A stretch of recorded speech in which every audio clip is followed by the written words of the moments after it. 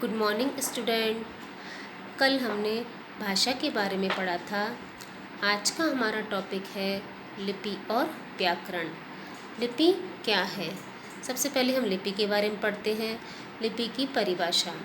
किसी भाषा को लिखने की विधि लिपि कहलाती है। जैसा कि बच्चों, हर भाषा को लिखने की एक अलग विधि होती है, उसका एक तरीका होता है, वही उसकी लिपि कहलाती है। बच्चों, मौखिक भाषा को एक स्थायी रूप देने के लिए भाषा के लिखित रूप का विकास हुआ। प्रत्येक भाषा को लिखित रूप में प्रकट करने के लिए कुछ ध्वनि चिन्हों का प्रयोग किया जाता है।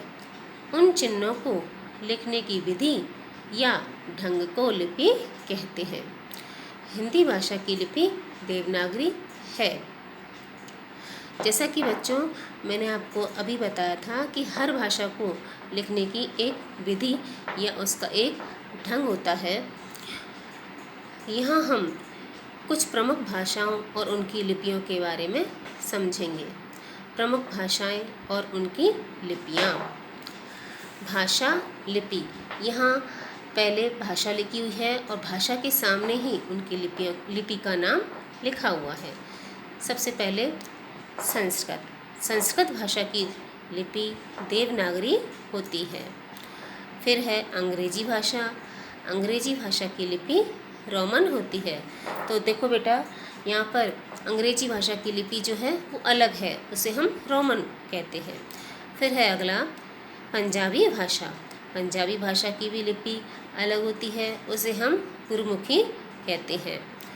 फिर है मराठी। मराठी भाषा, इसकी लिपि देवनागरी होती है। अगला जर्मन भाषा। जर्मन भाषा की लिपि रोमन है। फिर है उर्दू। उर्दू भाषा की लिपि फारसी है। उसके बाद है कोंकणी। कोंकणी भाषा की लिपि देवनागरी होती है। नेपाली। नेपाली भाषा की लिपि भी देवनागरी होती है। इसके बाद है फ्रेंच। इसकी लिपि रोमन है। इसके बाद है तमिल। तमिल भाषा की लिपि तमिल ही है। ये तो थी बेटा लिपि। लिपि क्या है और कुछ भाषाएं हैं जो उनकी लिपि क्या है। हर भाषा की अलग अलग लिपि है, इसके बारे में हमने यहाँ पर जानकारी ली। अब लिपि के बाद अगला टॉपिक है हमारा व्याकरण।